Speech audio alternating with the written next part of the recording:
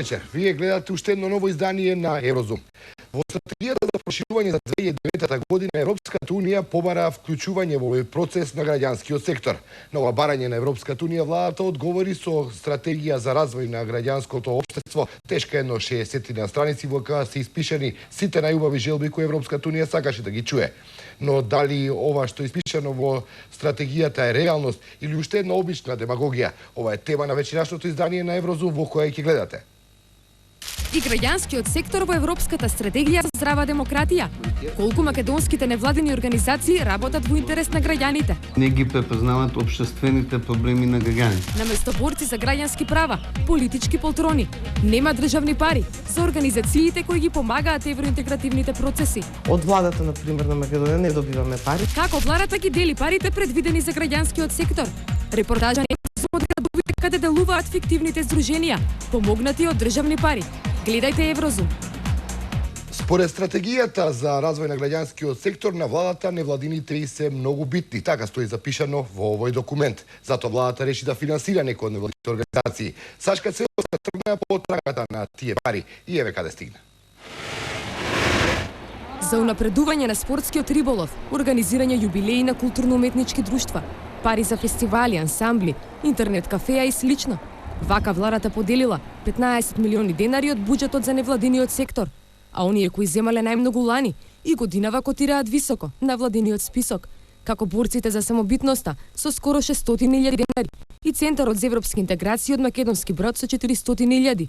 Се давале пари и за повеќе проекти на едно исто здружение, а до оние кои ги земале парите, потрагата беше тешка. Студио 2 месеци бараше одговори од владата и организациите за тоа по кои критериуми се направила распределбата и како е испланирано да се потрошат парите. Одговори не добивме, ниту од оние кои давале, ниту од оние кои земале. Какви им се проектите и како ги трошат парите. Студио 2 во Струга ги бараше Мак Сонце, организација која ги поддржа етничките смени во Нико Нестор. Се појавија во Скопје, но на домашен терен тешко се наоѓаат. Регистрирани на адреса каде има партиски штаб на ВМРО ДПМН и синдикат, а делат простории со туристичка агенција.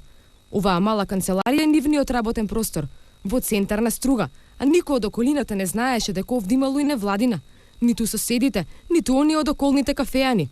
Ако подобро погледнете, над надписот на агенцијата, најгоре на вратата има еден лист на кој со молив е напишано името на организацијата, бледо и едва читливо. Како трошеле лани, а како годинава. Председателот Тони Костовски тогаш налутен и одговори дека тоа не е наша работа. Еврозум отиде и до Македонски Брод. Го баравме Центарот за европски интеграции, кои земале 400.000 денари за проектот Европска куќа.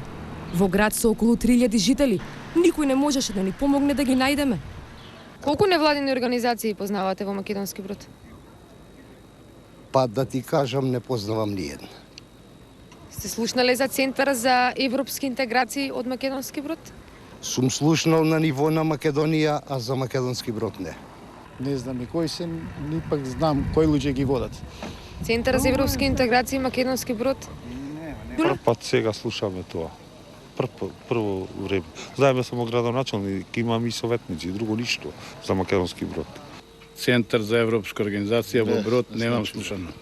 Во државниот регистар ни е дадо адресата на која е регистрирана невладината организација. На домашната адреса на основачот Маријан Крстевски не пречека мајка му. Ни кажа во центарот било. Повторно се најдовме на истото место во центарот каде и претходно ги прашувавме жителите за Центарот за европски интеграции. Излезе дека сме прашувале на 2 метра од седиштето. Не пречека основачот и председател Крстевски. Го прашавме како го спроведува проектот наречен Европска куќа. Ни кажа, ова е Европска куќа. Бесплатно интернет кафе. Со граѓаните доаѓале и се информирале за ЕУ преку сурфање. Како оперативно се одвива проектот? Оперативно? Па граѓаните доаѓаат и го посетуваат. Добиваат содржини, добиваат брошури, флаери. Еве можете да снимите. Секако, значи средствата се трошат транспарентно во оној дел од каде што се работи за финансиите. Значи се На што се трошат? Се трошат, еве погледнете на инфраструктура, се трошат на компјутери, на компјутери, да. Дел од нив на компјутери, дел од остатокот се трошат за согласно проектот, како се што е поднесен генералниот секретаријат на владата на Република Македонија. Значи се работи строго наменски. Да. Не, добро, јас разбирам, значи наменски, но како, значи зашто? Како се трошат средствата? Се трошат за намештај, за инфраструктура, се трошат за оној дел кај што треба се плати кирија, електрична енергија, за да функционира европската куќа. Имал трошоци, плаќал кирија, трошел на мебел, а и на печатени материјали. Иако единствените кои ние ги видовме, се оние кои ги печати Европската мисија во Македонија и се делат бесплатно. Овој човек и овој проект се проценети од владата на 400.000 денари, една од највисоките доделени суми. Но Центарот за европски интеграции е помеѓу владините фаворити. Пари добил и минатата година, не за мебел, туку за информирање. А информираните сограѓани не испратија со прашања. Ги најдовте ли и кои се? А ова е на автобуската станица интернет кафето, сте го виделе скороти автобус? Тоа е ако си го отворил сам. Не знаем и за тоа. Ако сме овде. Прв пат ние од вас слушаме за та. Ако иземат парите, не знаеме. Го оставивме македонски брод и неговите евроинтеграции во рацете на невладиниот сектор, а ние како и жителите заминавме со прашања. Ке зема ли владата отчет од организациите за тоа колку сработиле и како трошеле? Или се ќе остане на забелешките и препораките од државниот ревизор? Оти и тие утврдиле неправилности, без критериуми, фаворизирање на одделни здруженија, финансирање на проекти кои не се од јавен интерес. Вака стои во ревизорскиот извештај. А на крај со порака, целосно да се имплементираат законите и да се регулира финансирањето. Во овој демагошки амбиент за развој на граѓанскиот сектор кој се негува повеќе од една деценија, се случува ерозија на граѓанската земја. Милијана Милчевска истражуваше каков е квалитетот на нашите невладини организации. Ова се минатогодишните протести на еколозите во Германија, невладини организации што менуваат закони, ги бранат граѓанските права. На оваа слика веднаш ќе ви текне.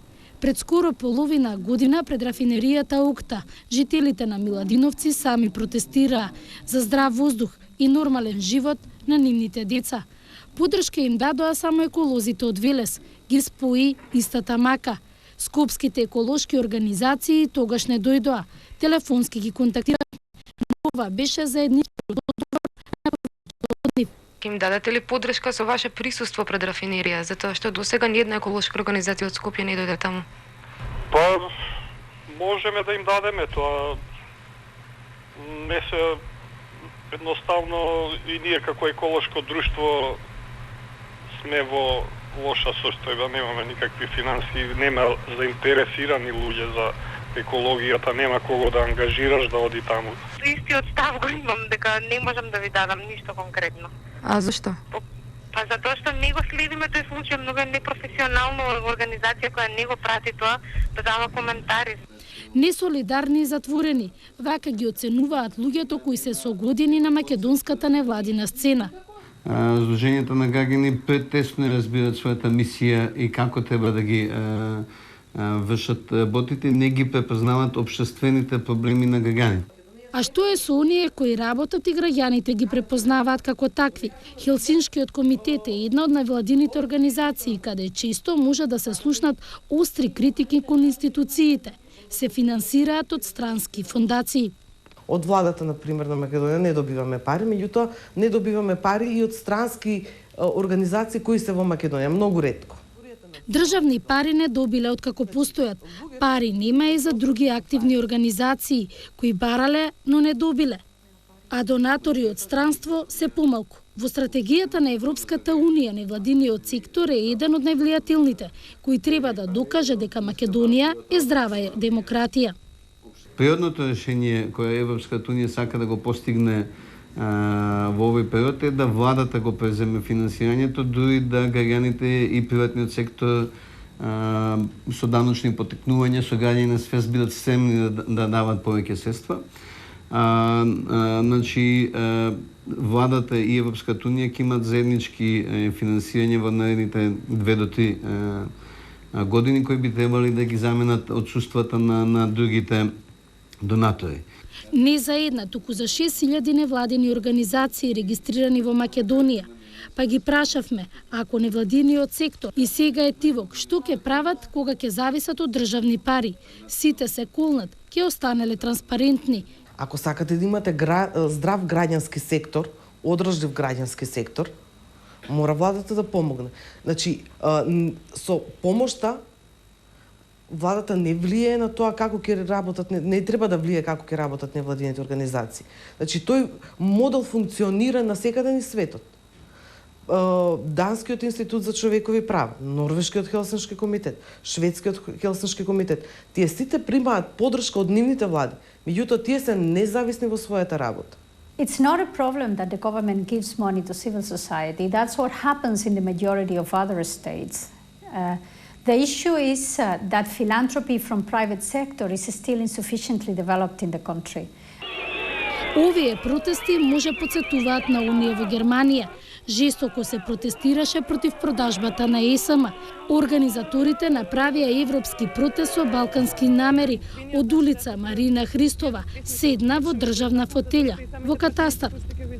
Гласот на светлината не постои во 6000 регистрирани невладини организации. Тоа беше прилогот на Мирјана Мирчевска. Во ваков амбиент логични се резултатите на едно истражување во кој се покажува дека влијанието и довербата во граѓанскиот сектор меѓу граѓаните е многу мала. Со мали исклучоци се разбира.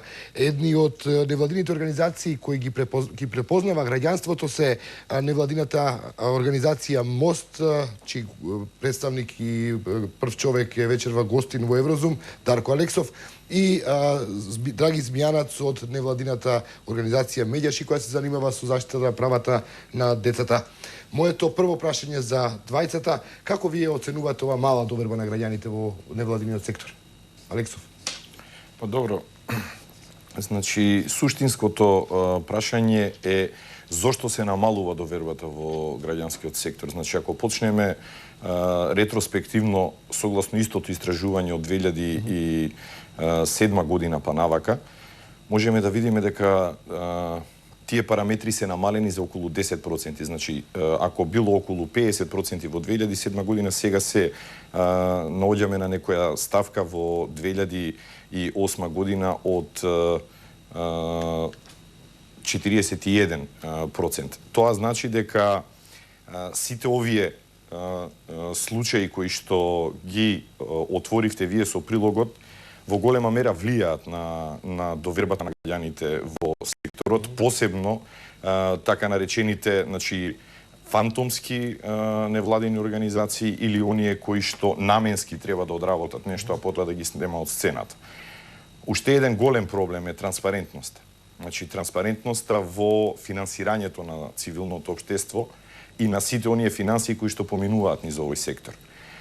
Ние имавме многу примери на вакви наменски, фантомски и нетранспарентни организации во минатото, почнувајќи од 2004 година, кога имаше случај да има еклатантно прекршување на законот од страна на една невладина организација. Кога ни плаќа СМС-ови за да гласаме? Да, точно. Значи, на изборниот ден на председателските избори во 2004 и многу сличен, ако не и уште посилно представен пример во 2009 година, значи сега за председателските избори, кога имавме случај на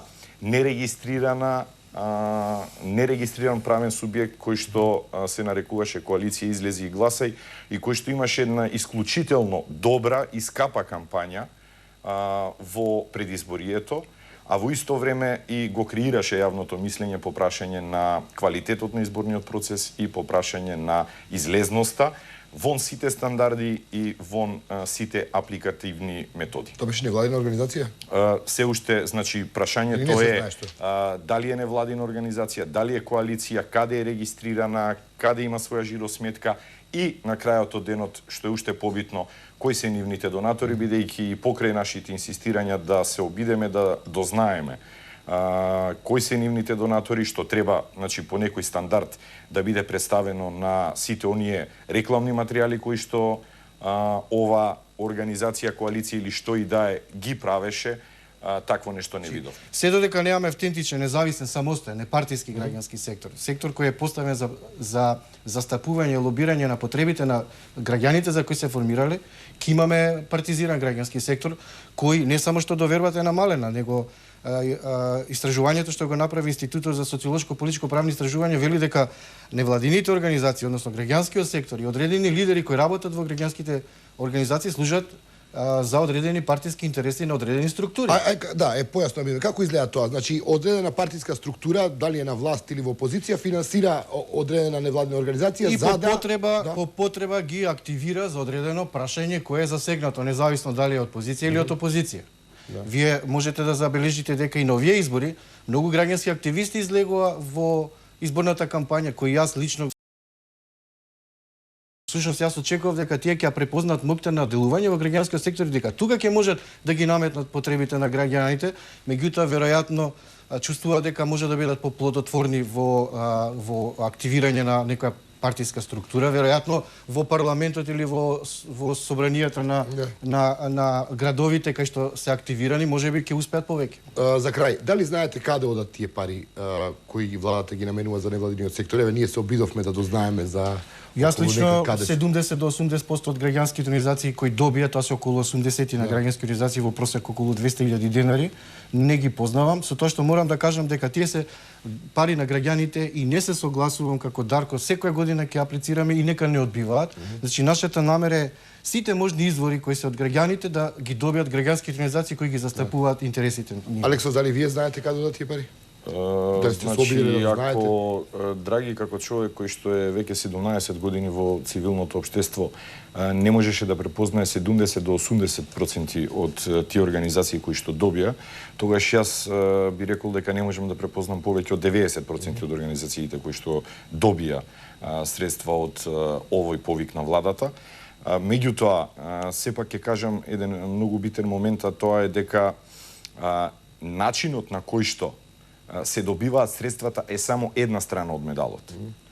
Начинот на кој што и кога се добиваат. Начинот на кој што треба да се бара транспарентност и отчетност од тие организации кои што ги добиле тие средства е сосема друга страна од медалот и се додека овие два принципа не се избалансираат и не се постават функционално на место, секогаш ќе имаме ваков тип на донации од страна на владата кон некоја фантомска невладина организација која што воопшто не функционира и во исто време тие 80 невладини организации нема да имат никаква обврска да известат како и зашто ги потрошиле тие средства.